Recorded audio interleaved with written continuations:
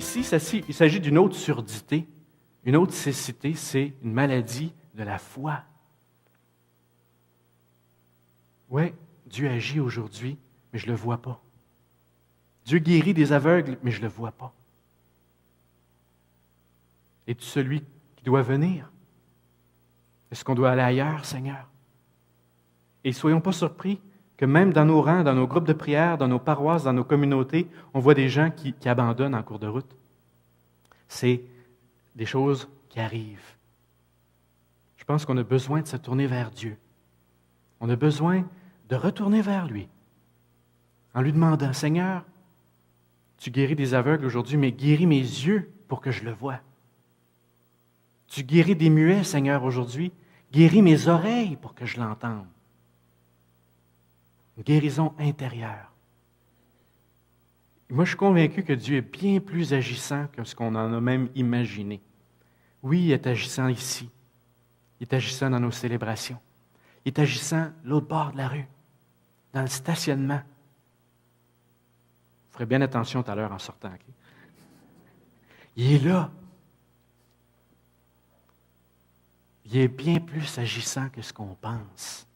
Mais je ne le vois pas, Seigneur. Où es-tu, Seigneur? Et le psaume, hein, les gens qui ricanent des croyants, où est-il, ton Dieu? Qu'est-ce qu'il fait, ton Dieu? Hein? Il se passe plein d'affaires dans le monde. Il est où, ton Dieu? Je trouve que j'ai le bon ton, hein? Ça marche bien. Hein? Où est-il, ton Dieu? Tout est dans le ton. Mais on a du monde qui nous le disent de même aussi. Ça nous arrive. L'ironie, le sarcasme. Mais ça, là, ça nous rentre dedans à chaque fois. Puis ça nous blesse. Ça blesse notre foi. Demandons au Seigneur qu'il nous guérisse, qu'il remette sa lumière. Comme Jean, dans sa prison, que Dieu vienne nous rejoindre dans nos prisons. Qu'il vienne mettre de la lumière dans nos ténèbres, qu'on puisse le voir à nouveau.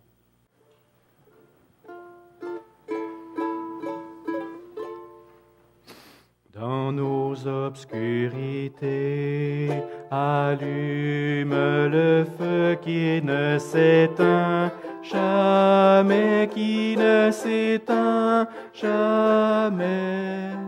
Dans nos obscurités, allume le feu qui ne s'éteint jamais, qui ne s'éteint jamais. C'est tout simplement ces paroles. On les reprend. Dans nos obscurités, allume le feu qui ne s'éteint jamais, qui ne s'éteint jamais.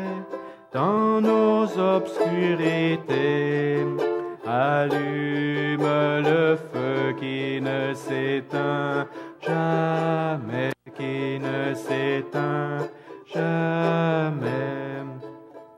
Dans nos obscurités, allume le feu qui ne s'éteint jamais, qui ne s'éteint jamais. Dans nos obscurités, allume le feu qui ne s'éteint jamais, qui ne s'éteint jamais. Seigneur, nous te prions pour toutes les gens qui sont en prison, ceux qui aujourd'hui n'ont pas trouvé la lumière, qu'ils se tournent vers toi et avec eux, ensemble, nous rechantons. Dans nos obscurités, allume le feu qui ne s'éteint jamais, qui ne s'éteint jamais. L'an dernier, j'ai eu le bonheur, la joie d'aller en Terre Sainte. Et on était à Béthanie, il me semble que c'est bien ça, à l'endroit où, selon la tradition, voilà, ça dit ce que ça dit, mais selon la tradition, il y a le tombeau de Lazare. Et il fallait descendre très, très profond. Alors, en bas, on faisait une prière. Et on ne pouvait pas être tout le groupe en même temps, donc on y allait par petits groupes. Puis moi, j'animais un petit temps de prière à l'endroit le plus profond. À un moment donné, tous les gens sont remontés. Je me suis retrouvé tout seul dans le tombeau de Lazare. Et là, je me suis mis à prier pour tous ces gens qui sont suicidaires, pour tant et tant de gens qui ont perdu tout espoir. Et j'ai pensé à une de mes amies qui est décédée récemment, comme ça. Et c'était une femme qui était porteuse de lumière. C'est incroyable des fois. Très, très dur à comprendre. Et j'ai le goût qu'on ait une pensée spéciale pour tant de gens. Certains qui étaient des lumières et qui, pour diverses raisons, se sont éteints. Priez pour eux. Et en Église aussi. Il y a des gens qui étaient extraordinairement talentueux, qui avaient reçu toutes sortes de dons et charismes et qu'on ne voit plus. Pour diverses raisons. Prions pour eux. Dans la tombe de Lazare, mon ami, sors dehors, disait Jésus. Alors, qu'est-ce que Jésus dit aux disciples de Jean? Il dit, regardez, entendez, les boiteux marchent, les aveugles voient, les sourds entendent. Moi, j'ai toujours aimé ce petit bout-là, parce que ça ne dit pas que les boiteux voient ou que les sourds marchent ou que les aveugles regardent. Non, les aveugles entendent. Alors, qu'est-ce qui se passe? C'est que Jésus va agir là où ça fait mal. Il y avait une publicité, hein? Flexoflex. Là où ça fait mal. Mais Jésus, il est bien mieux que Flexoflex. Il vient vraiment là où ça fait mal. Il agit là où ça fait mal. C'est paradoxal. La bonne nouvelle, c'est que Dieu est présent là où ça fait mal. C'est ça le signe du royaume. C'est pas que Jésus ne dit pas, regarde, les enfants dansent, puis tout le monde a des ballons dans les airs, puis on chante. La bonne nouvelle, c'est que Dieu agit. Il vient nous rejoindre dans nos souffrances. Et il nous en libère. C'est surprenant. Le royaume de Dieu ne passe pas à côté. Il vient là où ça fait mal. Tu te dis peut-être des fois dans ta vie actuellement, j'ai mal, j'ai entendu des gens dire ça récemment, j'ai mal à mon Église, à cause que c'est souffrant. On vit toutes sortes de choses. Mais pensez-vous que Dieu est loin de ça? Il est en plein dedans. Des gens qui me disent, on a des chicanes de famille ces derniers temps, c'est terrible. Pensez-vous que Dieu est absent? Il est là. Telle personne qui vit une épreuve physique ou de maladie mentale, Dieu est là. Dieu est là. Il vient là où ça fait mal. Et là, les aveugles, il ne faut pas juste entendre ou marcher, ils voient. Les sourds, ils ne font pas juste voir ou marcher, ils entendent. Puis les boiteux, ils ne font pas juste voir ou entendre, ils marchent. Là, je l'ai eu. Alors, c'est ça qui est la bonne nouvelle. C'est qu'il y a quelque chose qui a été transformé. Il s'est passé quelque chose. Notre royaume, la bonne nouvelle, ce n'est pas juste un petit message gentil, c'est qu'il y a quelque chose qui a changé. Pour moi, on doit, oui, ouvrir nos yeux, nos oreilles pour voir qu'est-ce que Dieu est en train de faire, ça c'est clair. Deuxième chose, on doit devenir collaborateur à l'action divine. On ne doit pas juste être des bons parleurs. Les postiers ne font pas juste parler. Non, ils marchent. On ne doit pas juste être des gens qui font des beaux discours. On doit se passer à l'action. Être des messagers en avant de Dieu, ça veut dire qu'on va ouvrir le terrain par toute notre vie. Travaillons aujourd'hui à libérer des gens de prison, de toutes sortes de prisons. Aidons les gens à s'ouvrir les yeux, à retrouver leurs oreilles, qui entendent à nouveau. Aidons les gens à se mettre en marche, à se relever debout, ceux qui étaient paralysés. C'est toute l'action de Dieu. Le royaume de Dieu va paraître dans la mesure où on passe à l'œuvre avec Dieu. Être messager, ça veut dire se redresser les manches, se remonter les manches, puis agir.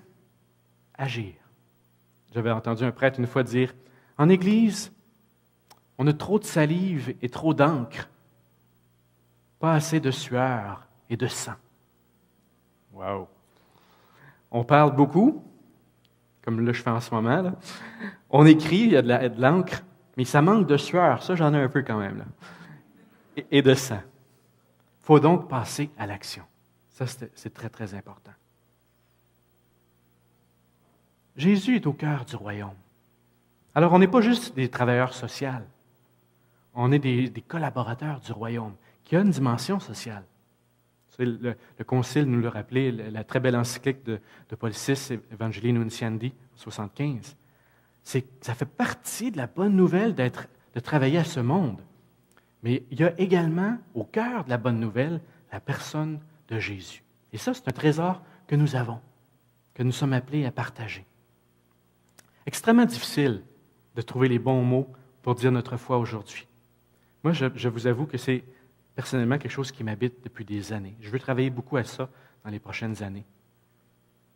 Qu'on apprenne ensemble, qu'on réfléchisse ensemble sur comment on va dire notre foi de manière qui est audible, que les gens peuvent entendre.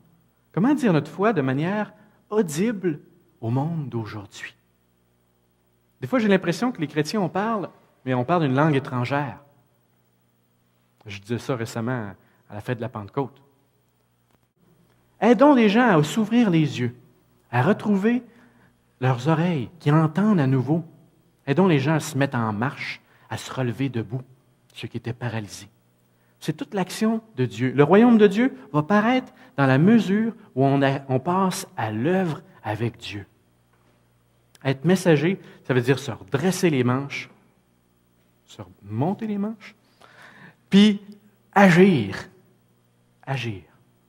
J'avais entendu un prêtre une fois dire, en Église, on a trop de salive et trop d'encre, pas assez de sueur et de sang. Wow! On parle beaucoup, comme là je fais en ce moment. Là. On écrit, il y a de l'encre, mais ça manque de sueur. Ça, j'en ai un peu quand même. Là. Et de sang. Il faut donc passer à l'action. Ça, c'est très, très important. Jésus est au cœur du royaume. Alors, on n'est pas juste des travailleurs sociaux. On est des collaborateurs du royaume, qui a une dimension sociale. Le Concile nous l'a rappelé, la très belle encyclique de Paul VI, Evangelii Nuntiandi, 75. Ça fait partie de la bonne nouvelle de travailler à ce monde. Mais il y a également, au cœur de la bonne nouvelle, la personne de Jésus. Et ça, c'est un trésor que nous avons, que nous sommes appelés à partager.